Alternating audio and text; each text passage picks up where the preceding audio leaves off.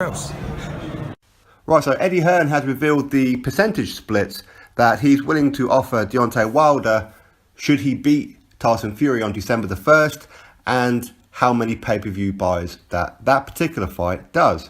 Now, this is via the Boxing News 24, who, for whatever reason, in this article are real haters of Matchroom. But anyway, I'm not going to go into everything that they say. They can suck a nut. Now, this is what Eddie Hearn said. If Tyson Fury versus Deontay Wilder does 1 million plus buys, we'll give him 50-50. That's probably fair enough. If it does under 300,000, he should probably take 80-20. If it does under 400,000, he might get 70-30. If it does over 500,000, we'll give him 60-40.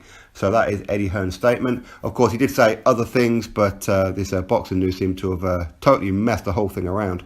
So I'm not going to get into everything that it was that Eddie Hearn said. So basically, if it does over 1 million pay-per-view buys, Deontay Wilder will get 50-50. Which is fair enough, right? It's a massive country, and Deontay Wilder has been running around saying that this will do 2.5 million pay-per-view buys. Now, if it does, congratulations, that is phenomenal, and that is some real credit, really is, and quite clear that Joshua is quite popular in America if it does that, based on the fact that both Wilder and Fury have been using Joshua's name for the past year. So, anyway, but you know what, outside of that, 50-50, and if he gets 1 million or above pay-per-view buys, which isn't too much to ask for, really, is it? As I said, considering the size of the country, considering the fact that he believes it will make 2.5 million, and the fact that everyone keeps saying how this is the biggest fight in heavyweight boxing, rah. So therefore, it should be very achievable. But if it does anything less than 300,000, then Wilder should get 20% of the split.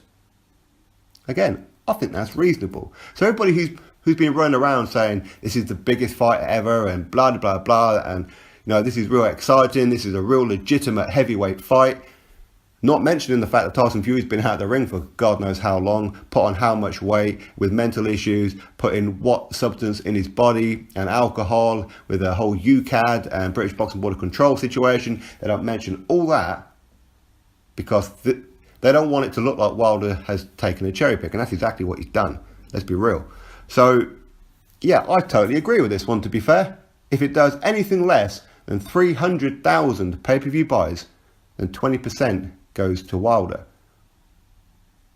And I say that because it balances out the books as to what Joshua brings to the attraction compared to clearly what Wilder brings to the attraction. Because when Wilder fought Luis Ortiz, 14,500 people in a 19,000 arena.